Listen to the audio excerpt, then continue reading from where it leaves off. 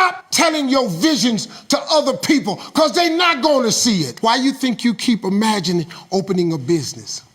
Why you keep imagining graduating, getting a better job? Why do you keep imagining buying a house? Why do you keep imagining driving a really nice car? Why do you keep imagining getting rich one day? Why do you keep imagining that? Because God is talking to you. He's showing you something that he has for you. You gotta start believing in your imagination. If you decide to be rich today, who gonna stop you? Who? If you decide you want to be rich, all you gotta do is start. Why not? Who gonna stop you? Unless you tell it to the wrong person. Mama, listen to me. I'm going to be rich. Anybody rich in this family? Go in there and sit down somewhere. Get yourself a good job. Mama, you must be right. No, mama could be wrong. Because what you have in your imagination, God didn't show it to your mama. I'm sorry. He showed it to you. The woman I married is a good woman. She the best thing ever happened to me. She's God-fearing. She's loyal. She's faithful. And she's a kind and loving person. I don't care what nobody says. And y'all quit talking about she was in my other marriage and ruined it. She didn't. She was nowhere around that. My marriage, I got divorced in 2005. My marriage was over when the Kings of Comedy was out. Y'all ain't know that though, did you? It was over then. It wasn't worth a quarter then.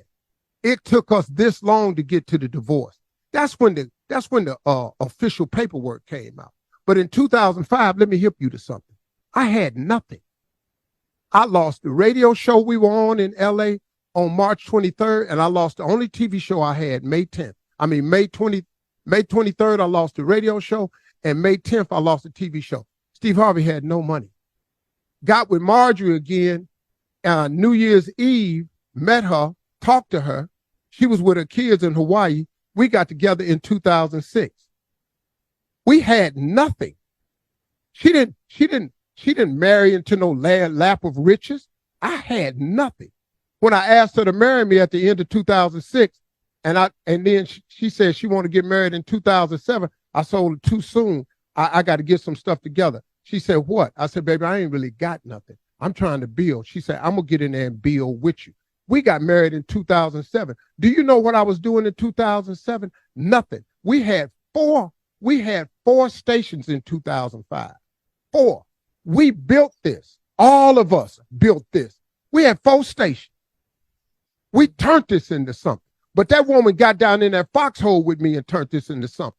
In 2007, we got married. In 2008, we found out that somebody had stolen 7 years of my tax returns. I ain't gonna mention no names. And we owed the government $22 million and we in debt. But then guess what? She stayed with me in that. Then guess what? In 2009, I got Family Feud. In 2009, the book came out. In 2012, the talk show came out. I'm telling you, this woman got in the hole and built this with me. She didn't steal nothing. And I'm tired of y'all talking about my girl, because my girl is one of the best women I've ever met. And why you black ass people out there got these blogs like you just gonna destroy somebody, I don't really know what that's about. But don't worry about it, because it ain't working. Because all we are now, we are a tighter two-handed circle. Thank you for doing that. And you're not gonna split us up, and we're not going nowhere. And she is none of what she said she is, and she the best chick I know.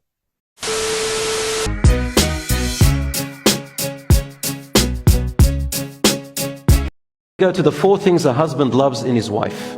Number 1, on top of the list, there is nothing more important than this. Number 1, sisters, respect.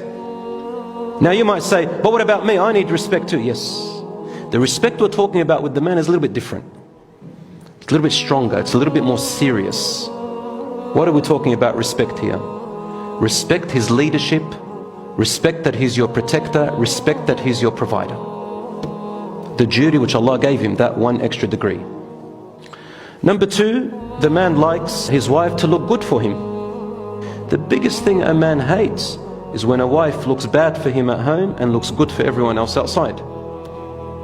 Number 4, shows confidence in him and his abilities. So the sister appreciates his efforts, she appreciates his help, she appreciates his tiredness. I said this last time, that randomly say to your husband, I appreciate your effort. Wallah, I couldn't do it without you. Say it. Wallahi, you will pump him up and make him amazing. Number 4, she speaks well of him to her family and his family. She doesn't go to her mum and dad and says, man, he's a this and he's a that. No, no, no, no, no, no, no. You will make your life hell. Not from him, from your family. And lastly, physical touches. Men love physical touches from their wife. Yeah, I wanted to make this compilation with Steve Harvey real quick. Yeah, he's a guy that you could admire. You know, he been through 2 marriages, and he went broke for the first one. You know what I'm saying? As far as his divorce and stuff like that, he ended up having to cough up like 20 million to his ex-wife and stuff like that. Got back right to it though. Wrote a book right after that and kept grinding to the top.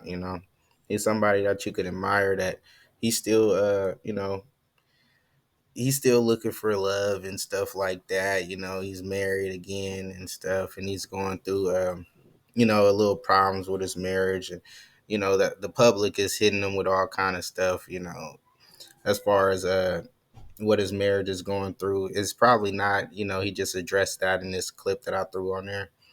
It's probably not as bad as people might portray it to be, but once public gets involved, they're gonna say and do as much as they can to destroy your marriage. So, a lot of people don't even have their marriage in the public eye like that, but he still is willing to share his love life and his marriage with us. And he's just a role model to follow, because he constantly goes through his trials and tribulations, and then still ends up on top. Hardworking man, probably works 16 hours a day. So he's just trying to rebuild his marriage and have his marriages on point and stuff like that. Because I know they were going through a rocky time at some time in their marriage. But yeah, he's a person we should listen to, and maybe you know follow his words here and there. Sometimes you gotta take the message and leave the messenger. Sometimes, but at the same time, we could look at his devotion towards his wife and towards his worth ethic and stuff, and take a note out of that and try to be better with ourselves. But yeah, I was just putting this compilation together because I'm not sure if he's such a bad guy like people want to portray him out to be, and he seems like he just loves to work and loves his family and tries to do better. He might have a couple of issues, as far as like adopting his wife's kids and doing some simp activity as far as that. But at the end of the day, he still goes crazy for his family, and he works like a madman, and that's something we could respect and we could honor as another black man trying to do better in his life, and for his family, of course. So silence is acceptance. Like, comment, subscribe. We ain't gonna have that. Right?